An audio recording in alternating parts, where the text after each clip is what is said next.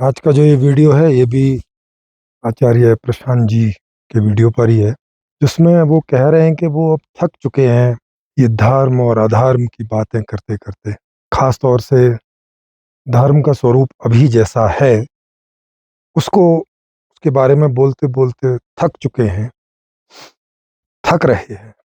और धर्म है कि वो फैलने का नाम नहीं ले रहा है। उनके इस वीडियो का लिंक आपको यहाँ आई बटन में मिल जाएगा, यहाँ से आप क्लिक करके देख सकते हैं।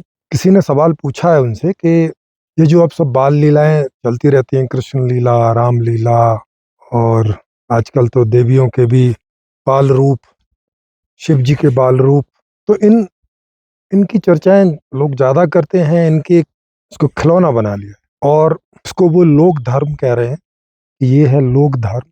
और जिसकी वो बात कर रहे हैं, वेद, उपनिषद, गीता, वास्तविक जो धर्म है वो कुछ और है, जिसको लोग अपनाना नहीं चाह रहे या अपना नहीं रहे। और ये कह रहे हैं कि चूंकि वो जो धर्म है वो लोगों की आदतों के विपरीत है, आदमी से ऊंचा है, या आदमी को कुछ ऊंचा बनाने के लिए है। प्रश्न इसी पर खड़ा होता है कि आदमी धर्म के लिए है या धर्म आदमी के लिए है? कौन किसके लिए है? इसमें मुख्य कौन है?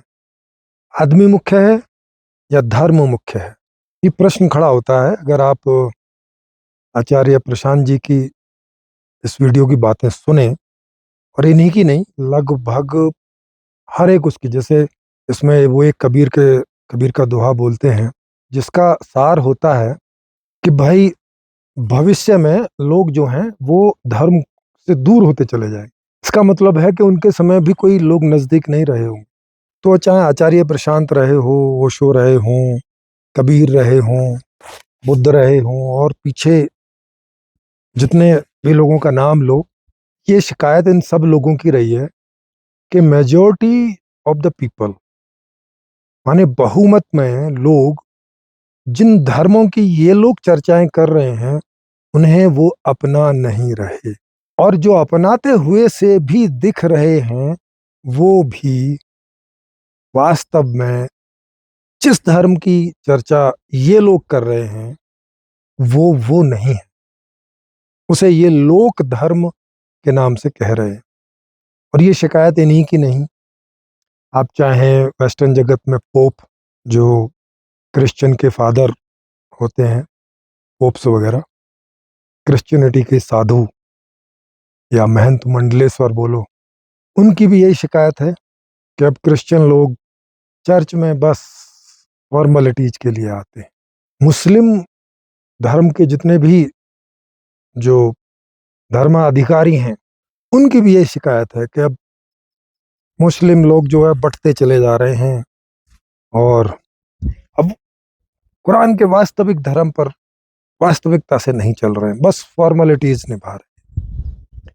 और वही हाल सनातन धर्म के जितने भी सब धर्म धुरंधर हैं उनकी भी यही शिकायत है। क्या ये जिस धर्म की बात कर रहे हैं उस धर्म को आखिर अधिकतम लोग अपनाना क्यों नहीं चाहते? क्या वजह है? कहीं ऐसा तो नहीं कि जिस धर्म की ये बात कर रहे हैं वो धर्म धर्म ही नहीं है, और उससे बेहतर तो ये लोक धर्म है जिस पर के लोग चल रहे हैं। इस पर भी थोड़ा सा विचार करके देखें कि इतने लंबे इतिहास में ऐसा क्यों हो रहा है कि जिस धर्म की बात शंकराचार्य, बुद्ध, ओशो, कबीर, रैदास, नानक, मीरा, संत ज्ञानेश्वर, तुकानाथ, और भी मतलब एक लंबी फहरिस्त है, कि इनसे कुछ थोड़े बहुत लोग जुड़ जरूर जाते हैं मगर वो भी फॉर्मेलिटी से ही जुड़ते हैं। जबकि अगर हम मनुष्य के इतिहास में देखें तो मनुष्य ने हर उस चीज को अपनाया है जो उसकी उपयोगिता में रही है। अगर कोई चीज उपयोगिता पूर्ण सिद्ध हुई है तो वो बहुमत ने जरूर अपनाई है ना। ये एक तरफ साफ दिखाई पड़ता है। जैसे आप व्यवस्थाओं को देख लें कि जंगली व्यवस्था से और आज की जो सामाजिक व्यवस्था है, यहाँ तक बहुमत में लोगों ने इसको स्वीकार किया है। और आज तो दुनिया का शायद ही कोई ऐसा समाज होगा जो इस इस समाज को, ये जो व्यवस्था है इसको स्वीकार ना करता होगा, पिछली व्यवस्था से ज्यादा महत्व देते हो।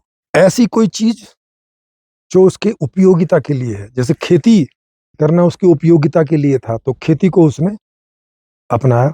खेती में विभिन्न प्रकार के शोध किए। आप देख ही रहे हैं कि विभिन्न प्रकार के शोध चल रहे हैं, विभिन्न प्रकार की फसलें हो रही हैं। जितना विज्ञान आया, विज्ञान को एकदम लगे हाथों उठाया, लोगों ने लिया। विज्ञान की जितनी टेक्नोलॉजी सब पैदा हो रही है आज के समय में, देखें तो मोबाइल, टीवी, ऑटो हैं, और घर में जितनी सारी सुख सुविधाएं हैं, बिजली, फ्रिज, एसी, ऊंची इमारतें बना सकते हैं तो ऊंची इमारतें। मतलब ऐसा क्या है कि जो हम देखें कि उपयोगितापूर्ण है और उसे बहुमत माने अधिकतम लोगों ने ना सराहा हो या ना अपनाया हो या ना अपनाना चाहते हो। कोई अभी जो नहीं भी अपना रहे होंगे तो उनके पास पैसे नहीं होंगे इसलिए। नहीं तो हर आदमी बढ़िया से बढ़िया घर में रहना चाहता है और घर के अंदर सारी फैसिलिटीज हों, एसी हो, फ्रिज हो, बड़ा सा टीवी हो, लैपटॉप हो, मोबाइल हो, और सारे अप टू डेट हों, सब रिमोट से चलने वाले हों, बढ़िया गाड़ी हो, गाड़ी के अंदर बढ़िया सोफा हो, और भी सब सुख सुविधाएं हों, सब अपना रहा है। तो फिर धर्म के मामले में ऐसा आदमी क्यों दिखाई पड़ रहा है? अगर थोड़ी देर के लिए मान लें कि जिस धर्म की बात आचार्य प्रशांत और आचार्य प्रशांत तक बाकी जो पीछे के सारे पुरुष कर रहे हैं, साधु लोग कर रहे हैं, उसको क्यों नहीं अपना रहा है? क्या प्रॉब्लम है उसमें? हालांकि ये उसमें एक प्रॉब्लम बताते हैं, ये कहते हैं कि इनका अहंकार ऐसा है कि ये अपने अहंकार के सामने किसी बड़ी चीज को अपनाना नहीं चाहते। लेकिन ऐसा तो दिखता नहीं।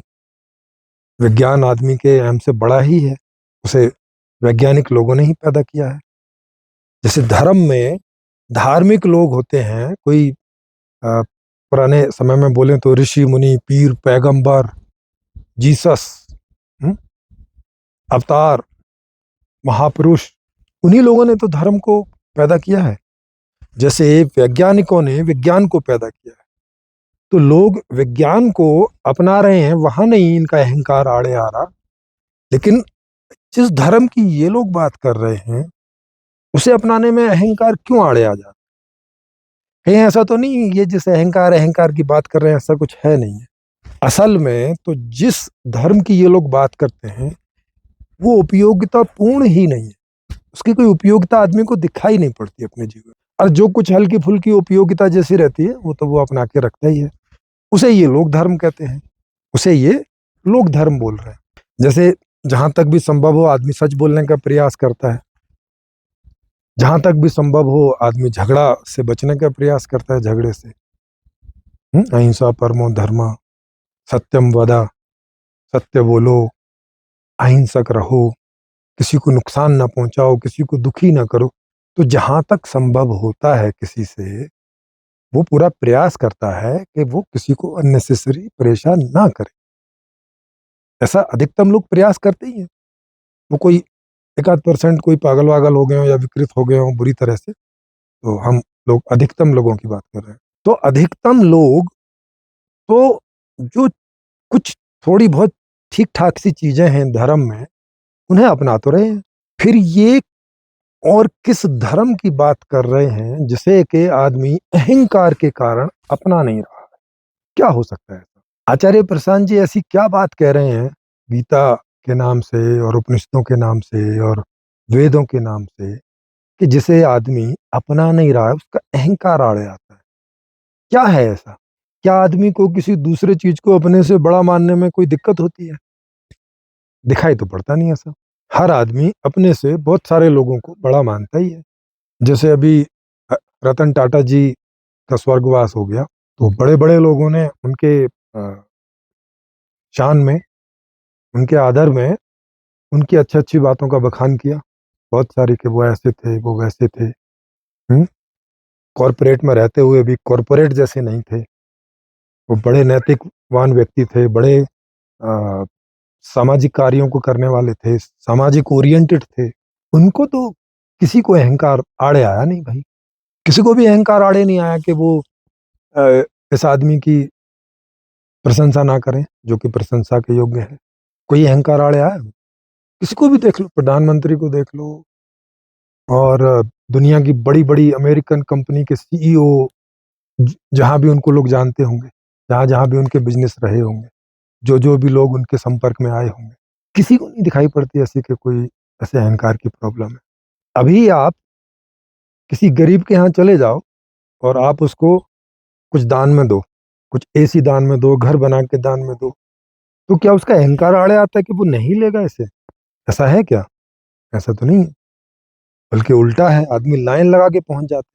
जब सरकार अथवा कोई सामाजिक संस्था लोगों के लिए कंबल बांटती है, कुछ करती है, तो वहां तो लोग लाइन लगा के खड़े हो जाते हैं। मतलब इतनी बांटने की सामग्री नहीं है, जिससे कई गुना ज्यादा लाइन लगा के लोग खड़े हो जाते हैं। कहाँ अहंकार आड़े आता है? कौन अपने आप को अहंकारी समझ रहा है? भारत में 90% लोग तो गरीब हैं, तो गरीब आदमी बेचारा कहाँ से अहंकारी हो जाएगा? जो आदमी ठीक से अपना घर नहीं चला पा रहा हो, ठीक से अपने पत्नी अपने बच्चों की देखभाल नहीं कर पा रहा हो, अपने बूढ़े माता पिता की को खुश नहीं रख पा रहा हो, वो आदमी कहाँ से अहंकारी हो जाए? उसके पास क्या है अहंकार करने के लिए? 10% को चलो छोड़ दो, 10% लोग जो आर्थिक रूप से संपन्न हैं, जो अपने माता पिता का भी अच्छे से ख्याल रख रहे हैं, जो अपनी पत्नी अपने बच्चों का भी ख्याल रख रहे हैं, खुद का भी रख रहे हैं, और सामाजिक कई सारे दान पुण्य भी कर रहे हैं, उनको कोई अहंकार हो तो संभव है। लेकिन 90% लोग तो कहाँ से अहंकारी हैं? उन्हें उन्हें किस बात का अहंकार होगा, मुझे बताओ।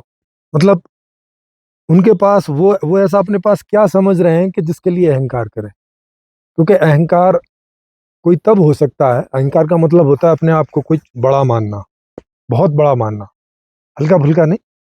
अपने आप को कुछ बहुत बड़ा मानना उसे अहंकार बोलते हैं, अगर आप परिभाषा में जाओ। ऐसा नहीं कि अब हर आदमी तो अपने आप को कुछ ना कुछ मानता ही है, उसे थोड़ी अहंकार बोलेंगे। अब कोई डॉक्टर है, वो अपने आप को डॉक्टर मानता है, तो अब इसे थोड़ी अहंकारी बोलोगे। कोई वैज्ञानिक है तो वो अपने आप को वैज्ञानिक मानता है, कोई टीचर है तो वो अपने आप को टीचर मानता है, कोई लोहार है तो अपने आप को लोहार मानता है, कोई नाई है तो अपने आप को नाई मानता है। वो तो वास्तविक मूल्यांकन है, जो है सो है। तो ये तो अहंकार में आएगा नहीं। अहंकार में क्या आएगा कि जो है नहीं और वो अपने आप को मानने लगे, या जो है और उसमें बहुत बड़ा मानने लगे, है ना? कोई लोहार है, जैसे वो मानने लगे कि दुनिया में मेरे जैसा लोहार ही कोई नहीं है। हाँ, तो चल ऐसा कुछ हो सकता है। लेकिन ऐसा तो कोई एक आध लोहार होगा भाई, जिसकी कोई बड़ी बड़ी कंपनियां होंगी लोहार पने की, है ना? तो वो भी उन्हीं 10% में आ जाएगा। 90% में कौन आदमी है ऐसा कि जो अपने आप को कोई भी ढंग में अहंकारी मानता हो, कोई भी ढंग में? अब आचार्य प्रशांत जी भी अपने आप को मानते होंगे कि वो गीता को, वेद को और उपनिषदों को बहुत अच्छे से समझते हैं। अब इसे तो अहंकार नहीं बोलेंगे, या बोला जाए इसे भी अहंकार नहीं बोलेंगे ना। या वो अपने आप को मानते होंगे कि, वैसा कहते भी हैं वो, ऐसा कि दुनिया में कोई नहीं समझता अभी मौजूदा समय में उपनिषदों को सही से, गीता को सही से और वेदों को सही से, आचार्य प्रशांत जी के अलावा। किसी और का नाम वो लेते हुए दिखते नहीं है कि उनके अलावा भी कोई है इस दुनिया में जो अभी उपनिषदों को, गीता को और वेदों को उनके सही अर्थों में समझता हो। तो क्या इनको अहंकारी कह दें? इस परिभाषा में तो कह सकते हैं, जिस परिभाषा में ये औरों को अहंकारी बोल रहे हैं। तो क्या ऐसा है क्या? जितने अमीर लोग हैं, क्या वो विज्ञान को स्वीकार नहीं करते? सबसे पहले करते हैं। सबसे ज्यादा साइंस और टेक्नोलॉजी के गैजेट्स उनके ही पास मिलेंगे, सबसे ज्यादा इस्तेमाल करने वाले वही लोग होते हैं, सबसे पहले वही इस्तेमाल करते हैं। तो कहाँ अहंकार है उनका? टाटा का, अंबानी का कहाँ अहंकार है कि वो मोबाइल को खरीद के नहीं लाएंगे? कि भाई मोबाइल जो है वो बड़ी टेक्नोलॉजी है, और हम तो जानते नहीं भाई इस टेक्नोलॉजी के बारे में, और हमारा अहंकार, और हम कैसे इसे स्वीकार कर लें? नहीं, आराम से स्वीकार करता है। आदमी पैसे भी खर्च करता है और लेके आता है, खरीदता है। फ्री में दे तब तो हर कोई ले लेगा, खूब महंगा भी खरीदना पड़े तब भी अमीर लोग, गरीब लोग, तो जिसकी हद में है, वो खरीद के लेके आते हैं। और धर्म को लोग मुफ्त में नहीं ले रहे हैं, जिस धर्म की ये बात कर रहे हैं। तो क्या ये सवाल उठना लाजमी नहीं है कि जिस धर्म की ये बात कर रहे हैं वो कहीं से उपयोगी भी है क्या? उसे कोई रखे अपने जीवन में, किस कारण से, क्यों रखे, मतलब, या जिस धर्म की ये बात कर रहे हैं वो धर्म कुछ और ही है, उसका आदमी से कोई लेना देना नहीं, उसका इस मनुष्य से कोई लेना देना नहीं। वो कुछ ऐसे ही अब्बा डब्बा जब्बा कुछ, जो किसी के काम की चीज नहीं, किसी की समझ में नहीं आता कि इसका हम क्या करें। या लोगों को लगता है कि ये हमारे हमारे विपरीत है, उल्टा है। उदाहरण के लिए, जैसे ये लोग कहते हैं कि आपको भाई, जैसे आचार्य प्रशांत जी कहते हैं कि भोजन में स्वाद नहीं देखना चाहिए। अब आदमी के लिए स्वाद एक बहुत बड़ी चीज है ना। इवन कई बार स्वास्थ्य से भी बड़ी चीज हो जाती है। स्वाद का इतना महत्व है कि अगर चीज स्वादिष्ट है और उसके बाद उससे स्वास्थ्य पे कोई थोड़ा बहुत नेगेटिव असर भी पड़ता हो, तो भी आदमी एक बार को ले लेता है। आदमी के जीवन में स्वाद इतना महत्व रखता है। अब ये कहते हैं कि स्वाद फालतू की चीज है। इनके धर्म में, आचार्य प्रशांत जी के धर्म में, स्वाद जो है वो फालतू की चीज है, भोजन एक ईंधन के रूप में आदमी को ग्रहण करना चाहिए, इनके धर्म में। अब मुझे बताओ, ऐसे धर्म को कौन आदमी ग्रहण करना चाहे? कौन चाहेगा कि वो अपने जीवन से स्वाद को विदा कर दे? कोई चाहेगा? नहीं चाहेगा। ना गरीब चाहेगा, ना अमीर चाहेगा। अब बताओ, इनका जो धर्म है वो सच में धर्म है या मनुष्य के विपरीत बात है? अब ये कहते हैं कि इकट्ठा ना करो, संग्रह ना करो वस्तुओं का अथवा धन का। भाई फिर क्या करे आदमी? उसके पास जो परिवार है, दो उसके माता पिता हैं, दो बच्चे हैं, दो खुद हैं, पड़ोसी पड़ोसी हैं, मित्र हैं, नाते रिश्तेदार हैं। अगर वो धन का संग्रह करके ना रखे और कल का कुछ पता नहीं कि जॉब रहेगी कि नहीं, कहीं से कुछ धन आएगा कि नहीं, तो फिर कहाँ जाएगा? वो क्या करेगा? उसकी जो इनसिक्योरिटी है फ्यूचर की, आपका ये तथाकथित धर्म अभी तक उसकी फ्यूचर इनसिक्योरिटी को दूर नहीं कर सका है। एक ऐसी व्यवस्था परिकल्पित करके दे नहीं सका है कि उसे भविष्य के लिए ये ना सोचना पड़े कि भाई कल को मेरे माता पिता, मेरे पति पत्नी, मेरे बच्चों को कहाँ से मिलेगा, अगर मेरी जॉब चली गई, अगर मेरे पास कोई आय का संसाधन ना रहा तो क्या करूंगा मैं? ये किसकी गलती मानी जाए? ये इन तथाकथित धर्म धुरंधरों की गलती मानी जाए या आम आदमी की गलती? आम आदमी तो बेचारा इकट्ठा करके आज और कल को सिक्योर करना चाहेगा ना, स्वाभाविक सी बात। आदमी तो छोड़ो, कुत्ते बिल्ली भी करते हैं ये काम।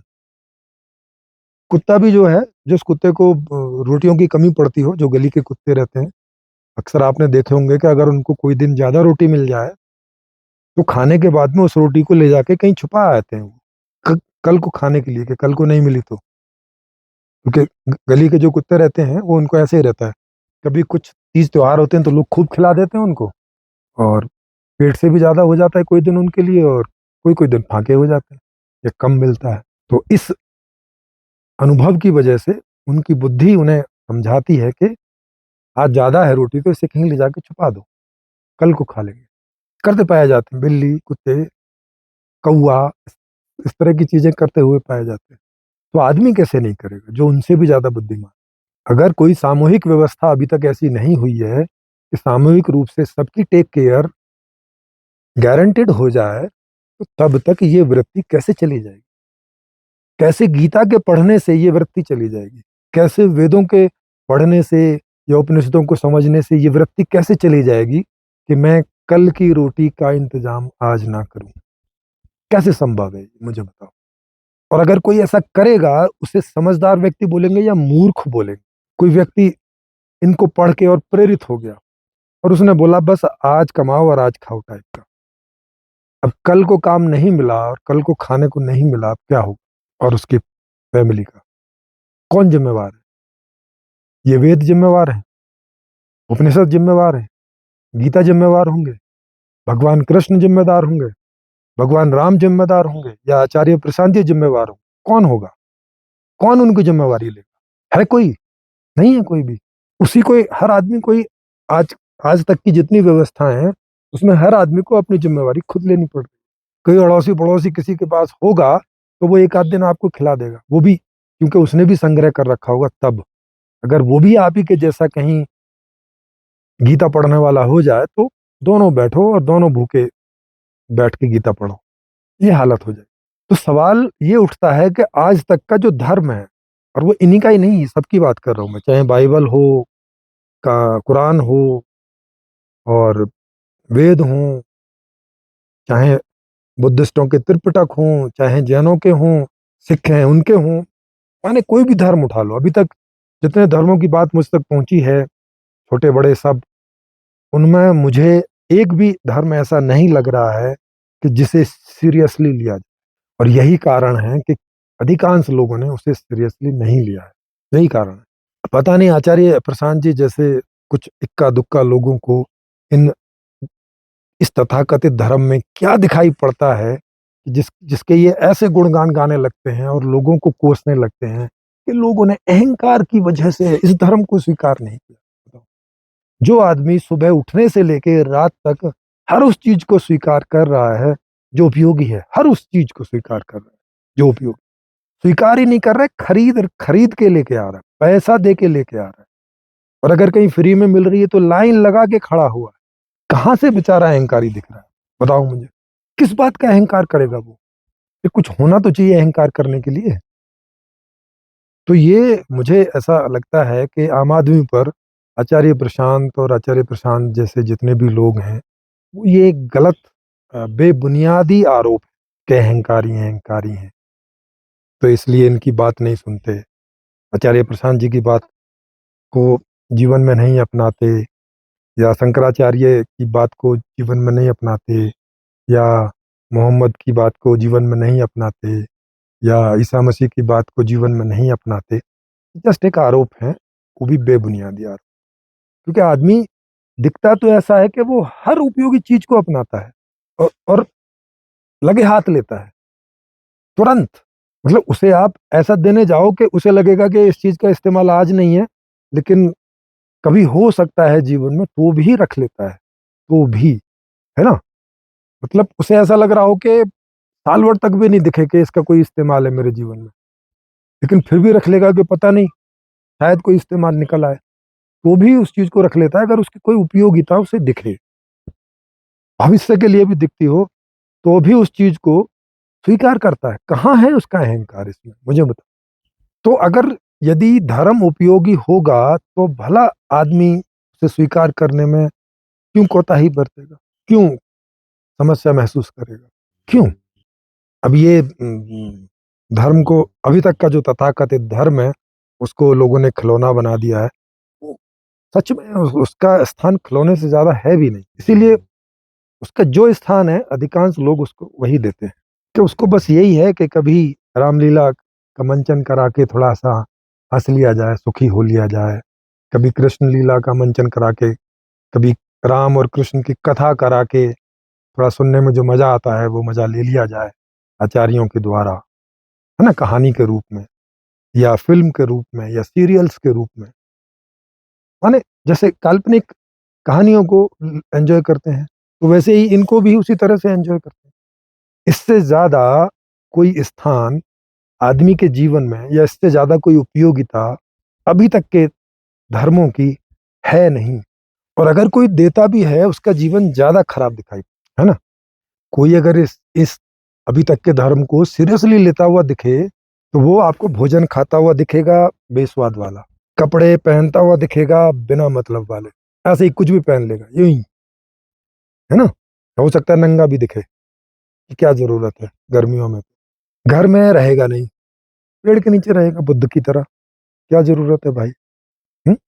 वहाँ चींटी खाएं, वहां पे कोई सांप खा जाए, कुछ भी, बिच्छू निकल आए बरसात में, बारिश हो रही है, पड़े रहो, इस तरह के तो इनके धर्म है। 2-3 दिन में एक बार खाना खाओ बुद्धा का, जो बुद्ध की ध्यान विधि है उसे अगर बहुत गहरे से कोई लोग करने वाले हैं, उनको उनके लिए पता नहीं 30 या 33 नियम हैं, जिनमें से एक नियम है कि दिन में एक बार हल्का भोजन करो, वो भी जो मिल जाए तो, नहीं मिले तो उस दिन की छुट्टी, 4-5 घर से ज्यादा मांगोगे नहीं, मिल गया तो खा लिया, नहीं तो छुट्टी।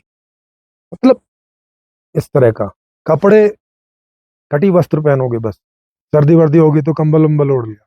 माने ऐसा जीवन किस तरह से दिखता है कि ये धर्म स्वीकार करने योग्य है? इसमें क्या स्वीकार कर लिया जाए? गरीबी, इस धर्म में गरीबी के अलावा क्या दिखता है? तो ये गरीबी वाला जो धर्म है, इसे कौन स्वीकार करे? हर आदमी तो सुखों से रहना चाहता है। हर आदमी अपने अंदर देखे तो व्यवहारिक रूप से उसे पता चलता है कि जीवन का उद्देश्य तो सुखी होना है। और ये जिस धर्म की बात कर रहे हैं, वो तो दुखी करता है। आप सोचो, रोज बेस्वाद भोजन करना कितना दुखद होगा। रोज भोजन को इस प्रकार से खाना कि उसमें स्वाद नहीं हो, माने जो मिल गया सो खा लिया, क्योंकि ईंधन तो हर चीज में, पत्ते तोड़े खा लिए, है ना, पानी पी लिया, ये तो हर एक ईंधन में, मतलब ईंधन तो हर चीज में मिल जाएगा, स्वाद नहीं मिलेगा हर चीज में। तो आदमी का जीवन कैसा नीरस हो जाएगा जिस तरह के धर्म की ये लोग बात। और ये इस तरह के धर्म को पा रहे हैं किसमें से? गीता में से, उपनिषदों में से, वेदों में से। मुझे बताइए, कौन अधिकांश लोग इस तरह के धर्म को अपनाना चाहे? इसमें अहंकार की कोई बात नहीं है।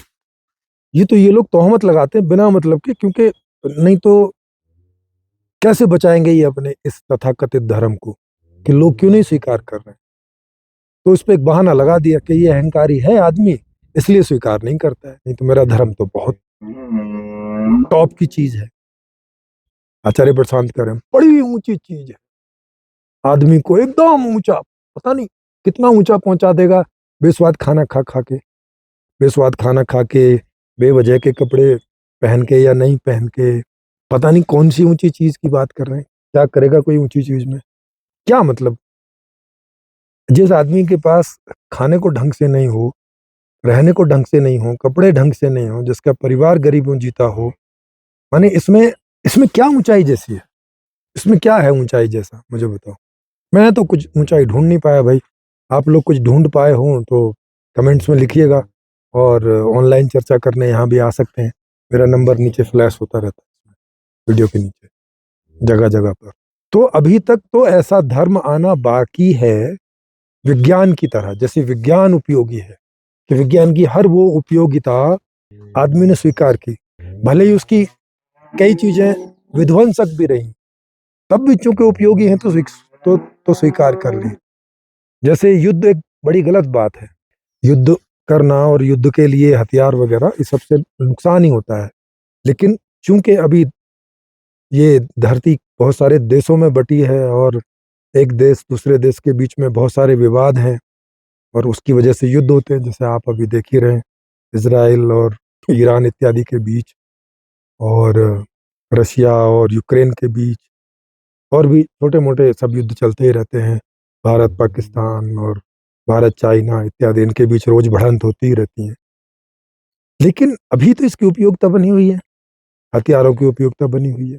हथियारों की उपयोगिता आतंकवादियों के लिए भी बनी हुई है, और जो देश उससे बचना चाहते हैं उनके लिए भी बनी हुई है, और एक देश दूसरे देश के ऊपर में जो है चढ़ाई कर बैठे, इसके लिए भी बनी हुई, इसके लिए भी स्वीकार कर रखा है। गलत ही उपयोगिता क्यों ना हो, लेकिन आदमी स्वीकार करने के लिए राजी है कि उपयोगिता तो हो भाई। तो आप जिस धर्म की बात कर रहे हो, उस धर्म में कोई उपयोगिता तो दिखाओ ना जरा, कुछ ऐसा दिखाओ तो भाई। चलो देखो, इसमें ये आकर्षण है तो ये तुम्हारे लिए होगा, फिर ये बोलते नहीं अध्यात्म तो है ही दुनिया के सारे आकर्षणों को खत्म करने के लिए। तो भैया फिर ये उपयोगी नहीं है ना। अगर आप आदमी का आकर्षण खत्म करोगे तो ये आप आदमी को ऊंचा बना रहे हो, कि आदमी जैसा पैदा हुआ है उससे भी नीचे गिरा रहे हो।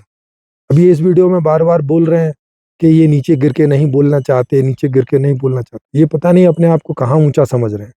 जो लोग, जिस लोग धर्म में जी रहे हैं, जिन लोगों ने इनके इस धर्म को खिलौना जैसा बना के रख दिया है, उसके बावजूद ये इन्हें लग रहा है कि ये पता नहीं कितने ऊंचे सिंहासन पे, कहाँ ऊंचाई पे विराजमान है, और वहां से इन्हें ये सब बोलने के लिए नीचे उतरना पड़ता है, और इन्हें कष्ट होता है इस बात से। तो आचार्य प्रशांत जी, आपको, आप जिसे धर्म बोल रहे हो उस पर एक समीक्षा करने की जरूरत है। आप खुद भी उसकी समीक्षा करो।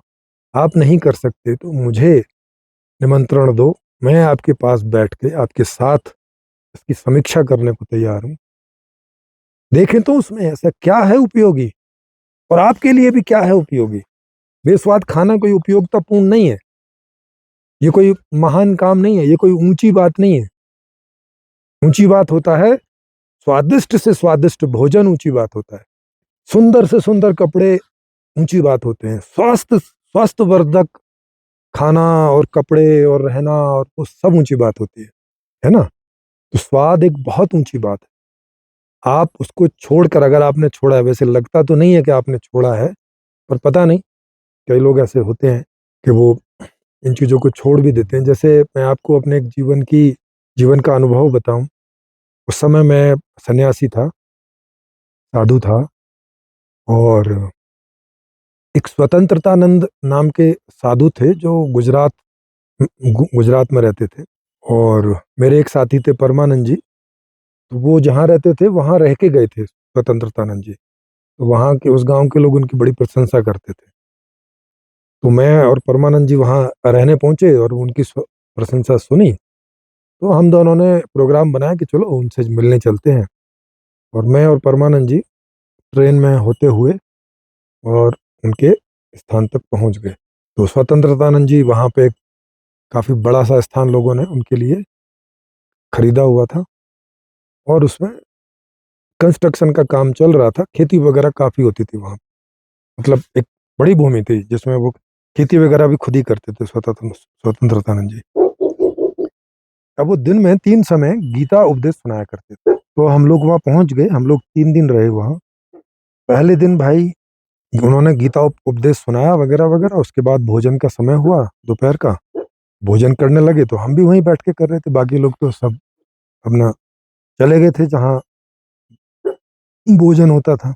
अब हम लोग शायद साधु थे, इस वजह से उन्होंने हमें वहाँ नहीं भेजा, और हमारे लिए वहीं भोजन उन्होंने मंगा दिया।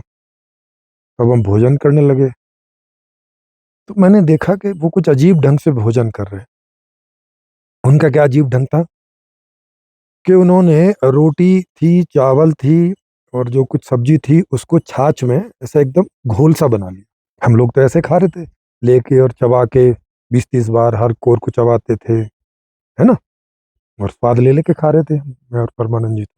लेकिन उन्होंने ऐसा घोल सा बनाया बिल्कुल एकदम पीने योग्य। और भाई एक उनका ऐसा इतना बड़ा कटोरा सा था, उसको उठाया, और भैया 1 मिनट नहीं लगा होगा, धड़ाधड़ पी गए अंदर। मैंने कहा यार ये कौन सा तरीका है खाना खाने का। हमने सोचा चलो अभी तो खाना खा लेते हैं, बाद में पूछेंगे इनसे। पी गए, और उसके बाद में एक माता जी आई जो उनकी सेवा में थी, और उनको एक चूर्ण दिया, और चूर्ण को और थोड़ी सी छाछ थी या थोड़ा सा पानी मिला के, और उसको भी कड़र पी गए एकदम तुरंत। और तुरंत जो है फिर कुल्ला कर दिया। तो बाद में जब स्पीच का टाइम हुआ तो मैंने उनसे पूछा, मैं कहा ये जो आपने विशेष तरह से एक भोजन किया है, ये किस वजह से किया। हम सोच रहे शायद कोई वजह होगी, कोई पाचन से संबंधित कुछ समस्या होगी या कुछ होगा।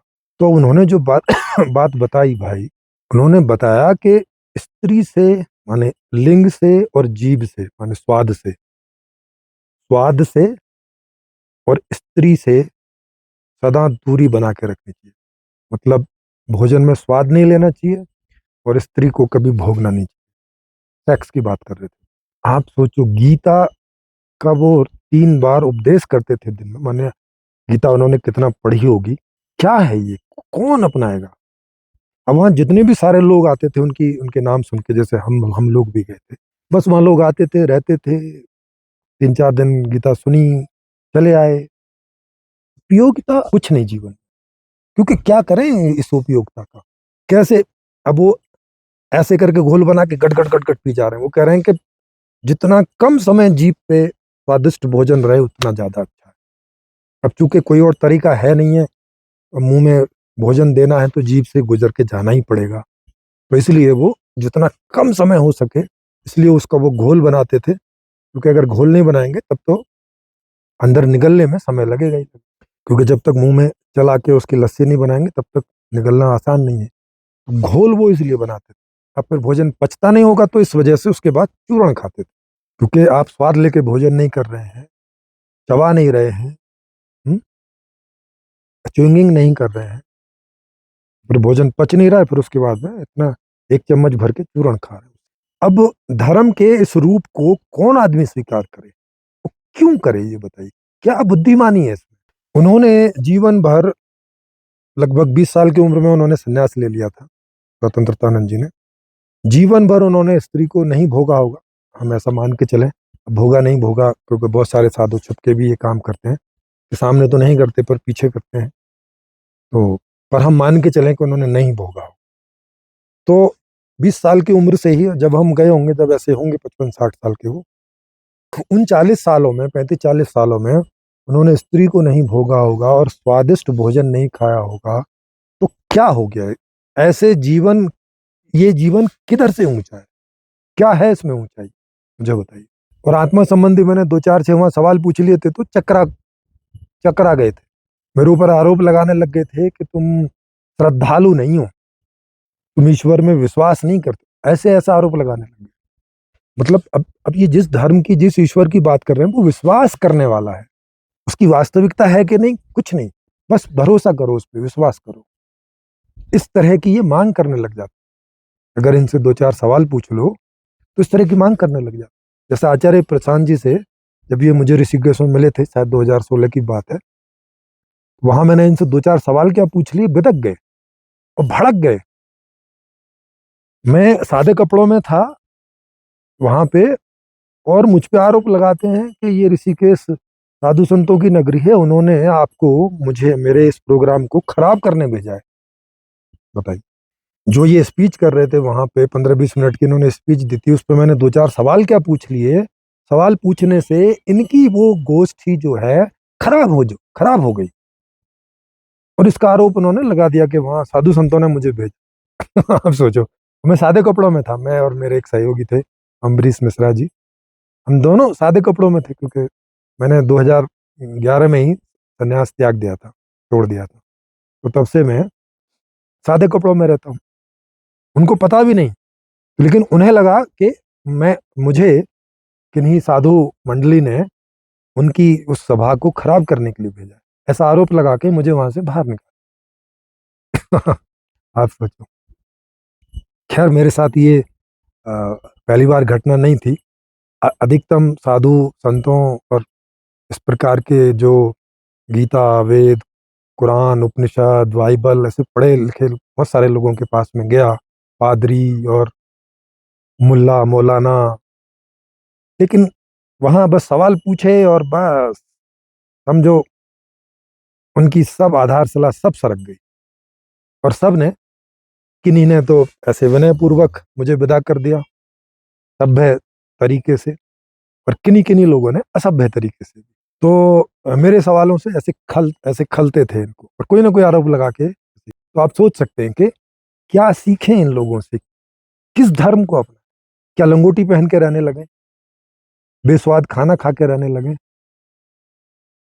एक आदमी दूसरे आदमी के साथ प्रेम वाला व्यवहार ना करे।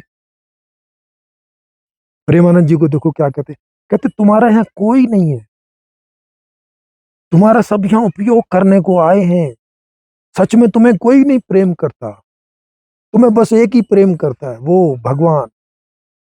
बताओ, क्या सिखा रहे हैं, क्या करें इनके धर्म का, कैसे लें इनके धर्म की ये सीख, कि हम जो घर में 10 लोग हैं और आस पड़ोस में जो 1000 लोग हैं, वो आपस में मिल के ना रहें, एक दूसरे से प्रेम ना करें, एक दूसरे के साथ में सहयोग ना करें, कैसे लें इनसे ये सीख, मुझे बताइए। जिसे ये लोग असली असली धर्म बोल रहे हैं, वो धर्म है किधर से। धर्म का तो मतलब ही होता है धारण करने योग्य। स्वादिष्ट भोजन नहीं करना, ये कैसे धारण करने योग्य है, मुझे बताओ। नेचर ने ये जिह्वा काहे के लिए दी है, इसका स्वाद लेने और बोलने में सहयोग होने के अलावा कोई और उपयोग है इसका? क्या करें इस जिह्वा का? ये नाक सुगंध, ग- अच्छी गंध में और बुरी गंध में अंतर ना करे, क्या करें इस नाक का? तो जिसे ये धर्म बोल रहे हैं, वो धारण करने योग्य उसमें है क्या? और जो कोई 2-4 बातें अच्छी हैं उसमें, वो तो सब लोगों ने धारण की ही हुई है। ये करने का प्रयास तो करते ही हैं, कम से कम जितना संभव हो पाता है। और जो संभव नहीं हो रहा, तो वो क्यों नहीं हो रहा, क्या बात है, उस पर खोजबीन आप लोग करो, आप लोगों का काम है। आप लोग समाज की रोटी खाते हो बैठ के बिना काम किए।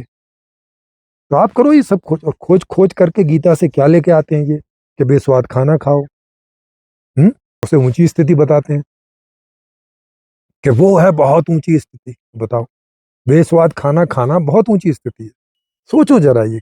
और खुद देखो कैसी हवाई वाली कपड़ी, हवाई वाली शर्ट पहन के बैठे हैं, कितनी बढ़िया सी चेयर पे बैठे हैं। लगता नहीं है कि ये स्वादिष्ट भोजन नहीं खाते होंगे, लगता नहीं है कि ये स्वाद भोजन में नहीं लेते होंगे, लेकिन लेते होंगे तो अच्छी बात है, कम से कम छुपा के ही लो। अच्छी बात है कि लो, वही धर्म है, वही धारण करने योग्य है। चाय पियो तो एंजॉय करते हुए पियो, कपड़ा पहनो तो देखने में अच्छा लगे, सीट पे बैठो तो ऐसी जो आरामदायक हो, माइक लगाओ ताकि जोर से ना बोलना पड़े, आरामदायक है। यही है धारण करने योग्य। जीवन में जो भी सुखद है, व्यक्तिगत रूप से, पारिवारिक रूप से, सामाजिक रूप से, समष्टिगत रूप से, जो भी सुखद है वही धारणे है, वही धर्म है असलियत में। इसके लिए मैंने एक किताब लिखी है, संपूर्ण जीवन दर्शन के नाम से। उसका लिंक आपको इस वीडियो के डिस्क्रिप्शन बॉक्स में भी मिल जाएगा। वहाँ से फ्री में उसका पीडीएफ डाउनलोड करके आप पढ़ सकते हैं, या इसी हमारे चैनल पर जाके इससे संबंधित बहुत वीडियोज हैं, या उस किताब को भी ऑडियो फॉर्म में सुन सकते हैं फ्री में, या फ्लिपकार्ट और अमेजोन से इसकी कागजों वाली किताब खरीद के आप पढ़ सकते हैं अगर आपको वैसी बुक पढ़ने का शौक है तो।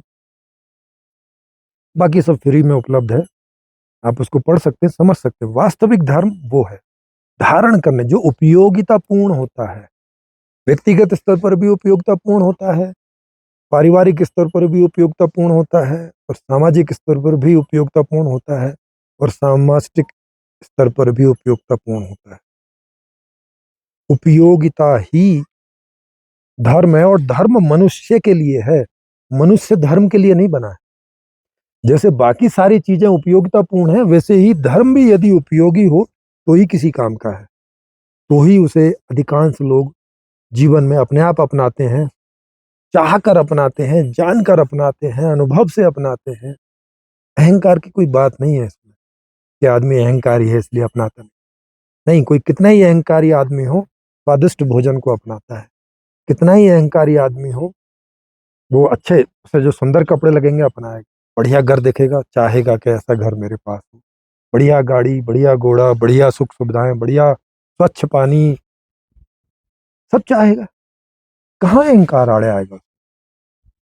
मुझे तो नहीं लगता कि दुनिया का कोई अहंकारी व्यक्ति इन सब चीजों को अहंकार की वजह से छोड़ देता है, बल्कि हर आदमी अहंकारी बनता है इन चीजों की वजह से, जिस चीज में भी ये अहंकार सोच रहे हैं। अडानी अंबानी बने इस वजह से हैं कि वो दुनिया की सारी सुख सुविधाएं ले सके, दुनिया के सारे ऐशो आराम ले सके।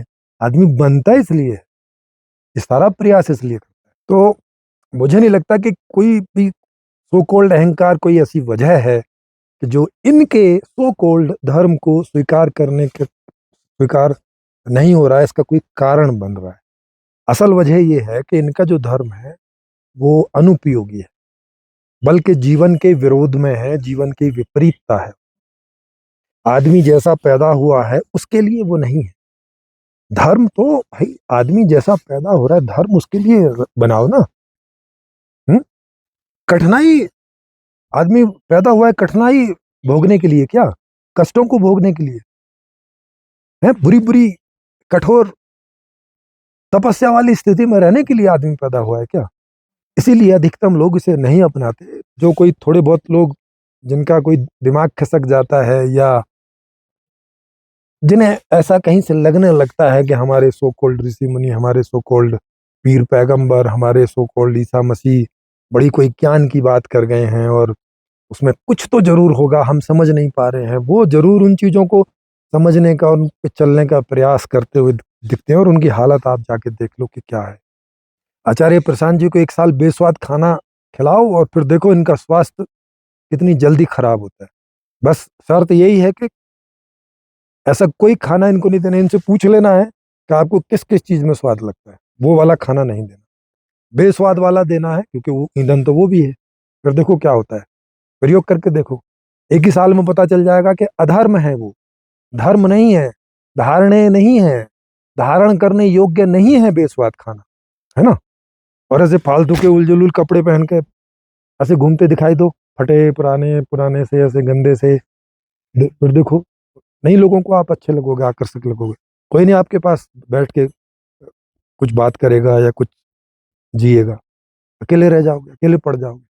तो जीवन, जिस धर्म की आप बात कर रहे हो वो जीवन का विरोधी है, जीवन के विरोध में है, वो गलत धर्म है, बल्कि वो अधर्म है जिसकी आप बात कर रहे हो, वो धर्म नहीं है। इस पर बड़ी समीक्षा की जरूरत है, मैं तो रोज करता ही हूँ। एक दिन आएगा ऐसा कि इन लोगों के साथ भी बैठ के ये समीक्षाएं होंगी।